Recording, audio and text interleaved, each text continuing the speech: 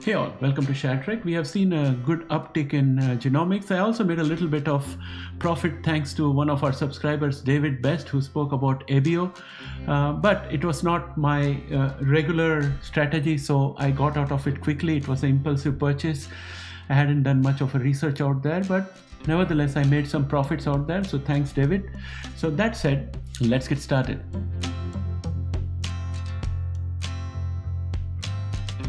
Welcome back, friends. What we are looking at here is the S&P 500 futures, and this is a very critical resistance level.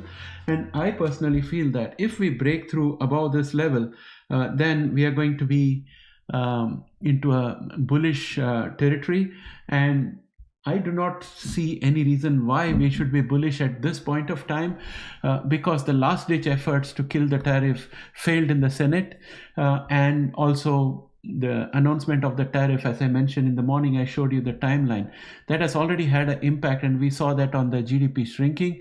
All the orders for the future were compressed into the front. They were front-loaded, and so it has distorted the entire economic data. I do not see anything good coming out here. I'm only looking at recession being possible, and therefore I do not subscribe to the bullishness out here. The markets may have its own reason, or as a retail investor, I might be learning a new lesson.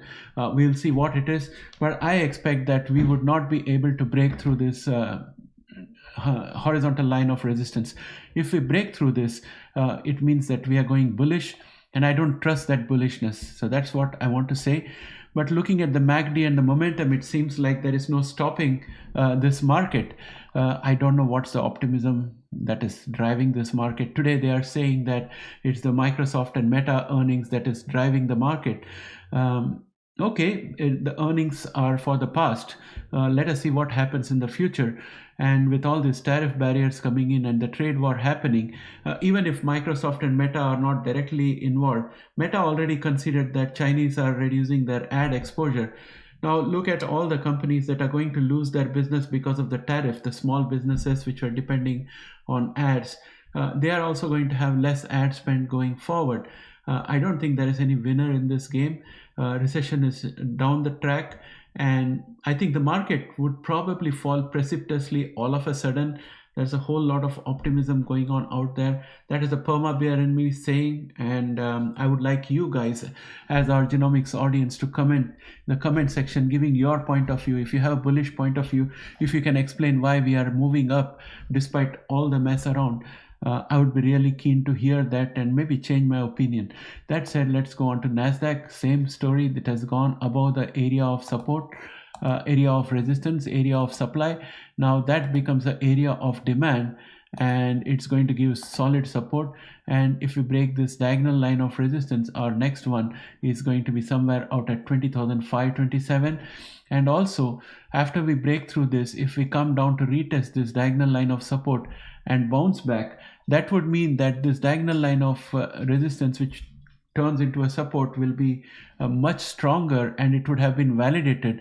Then we'll be oscillating between these two lines until we break above or we break below. So that's what is in store next. Looking at the MACD and the momentum, I think that the market is really strong, very bullish at this point of time. It looks bullish. It looks like it's going to form a new bull channel. Yeah, I don't understand what's happening, but the technicals are saying it's bullish. My fundamentals are saying there is no reason to be bullish right now. If you look at the dollar index, it's at 99.61. It still continues to have the support of 99.25 and still below 1. And if you look at the 10-year yields, the 10-year yields have gone up, and also the differential between 2 years and 10 years has gone up to, I think, 55.55 or something, which is always a harbinger of recession. It always happens before recession. So that's also another reason why I think about recession. And then let us go on to have a look at the indicators where we left them. S&P 500 continues to have the minor support of 5,487.67 and the resistance of 5,644.16 for tomorrow. MACD, momentum, both are strong. And if you look at NASDAQ, NASDAQ has got support at around 19,472.98, and the resistance continues to be 20,346.95. So that's what I have for you out here. And yeah, I could see a minor line of resistance out here. This could be a minor line of resistance.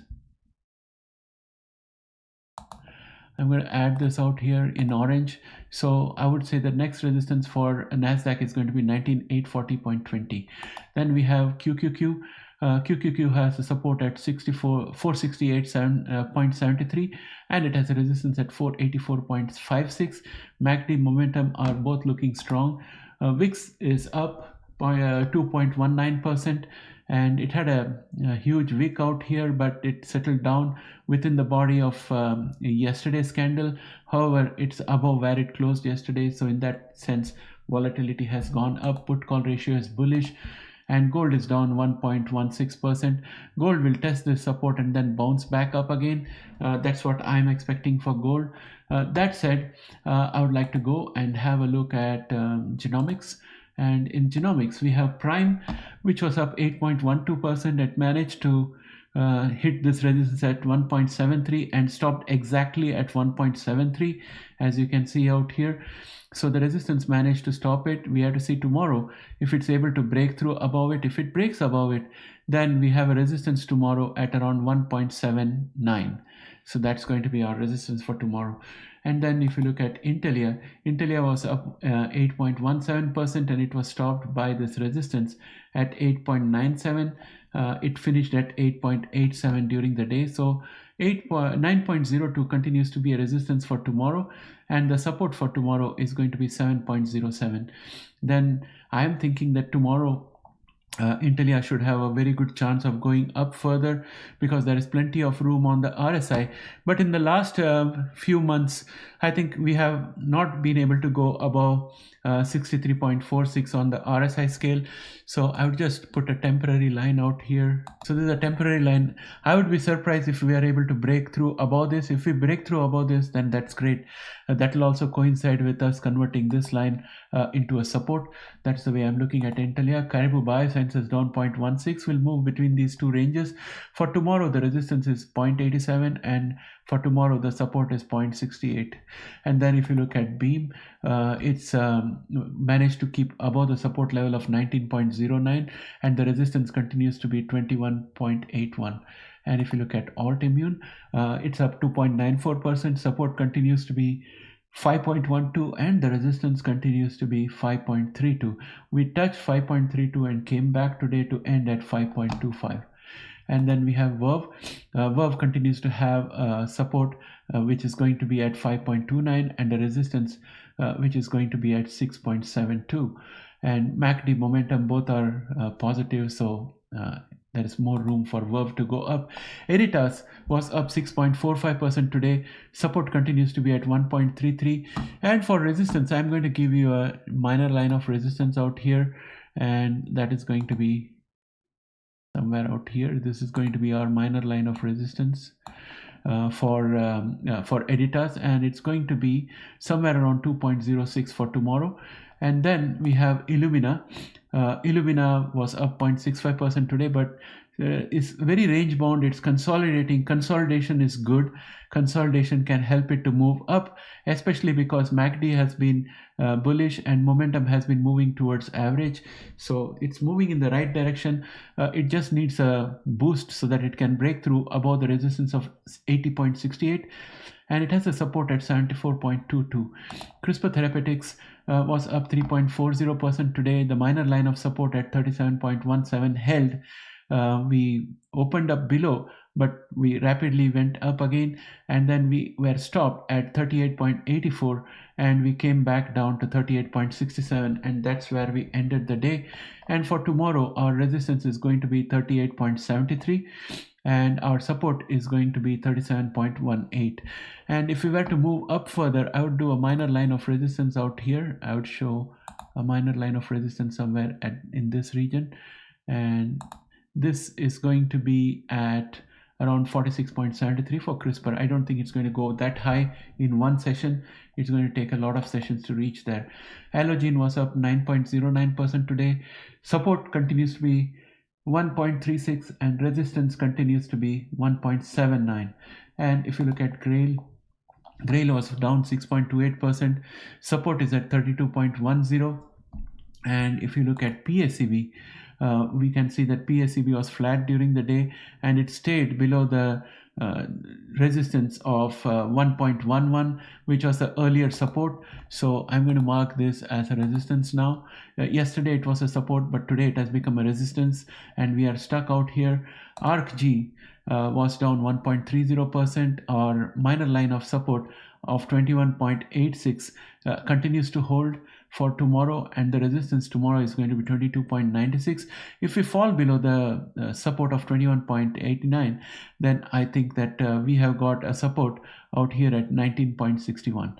Next we look at Vertex. Oh, before I go, I think we have already achieved our cup and handle target of 22.75 today. I mean 2 days ago, and then we came down, so we can forget this cup and handle pattern.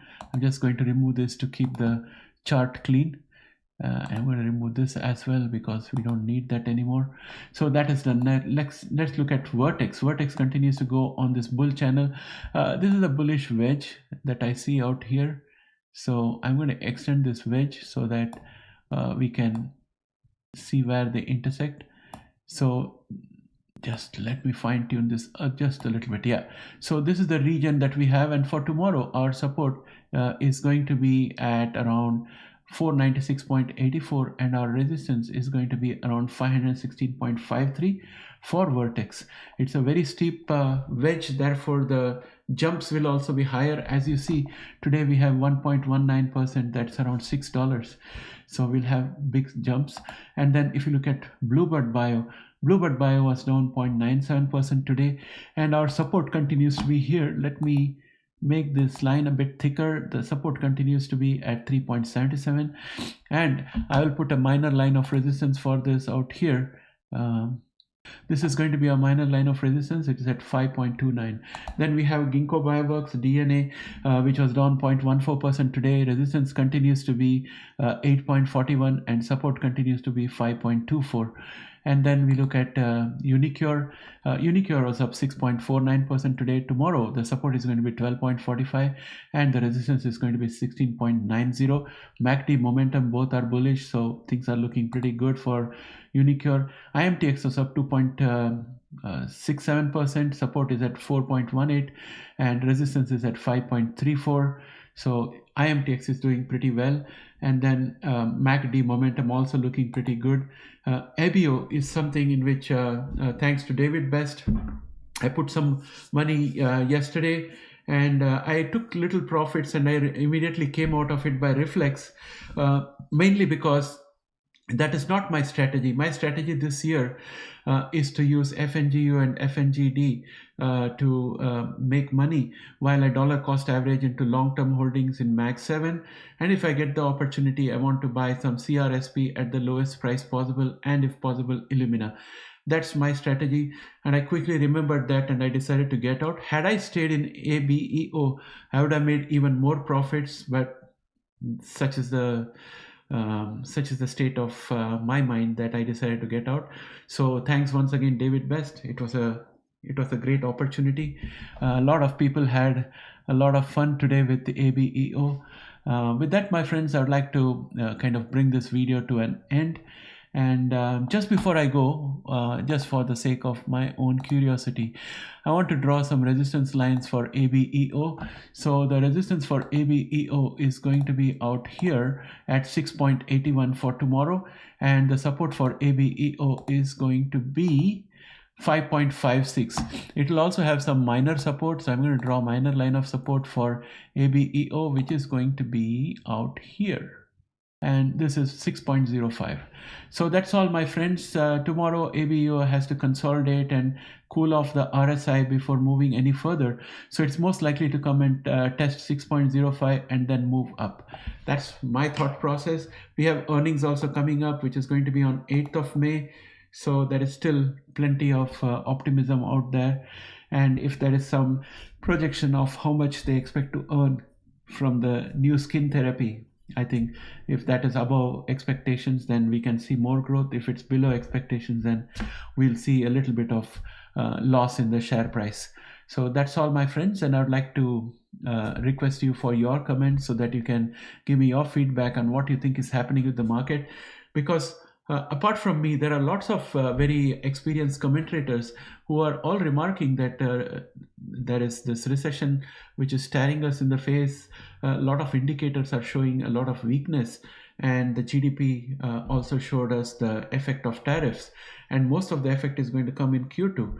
And I think that at this point of time, the US government, the way it is structured, I don't think it is serious. I don't think they're taking this seriously. They're just pushing the can down the road, and there'll be blame games and other things. But unless people start coming out on the streets and protesting about the cost of living, because Christmas shopping, I think, has already been decimated by whatever has happened with the tariff right now. So there is a lot of things bubbling underground, and I think Trump, with his personality and with his ability to talk to people, and like a Jedi, he can tell them these are not the droids that you're looking for. So he can do those kind of things and hold it down for a while, but after some time things are going to jump up, and that's what I'm worried about. Maybe I'm prematurely bearish, but I'd like to hear from you guys. This is very important, and that's the reason why I started this channel. I wanted to get a community of retail investors who can give me unbiased feedback so that I can improve my trades as well. So please, for this video, I want you to put your comments in there. Thanks and have a great day. Bye for now.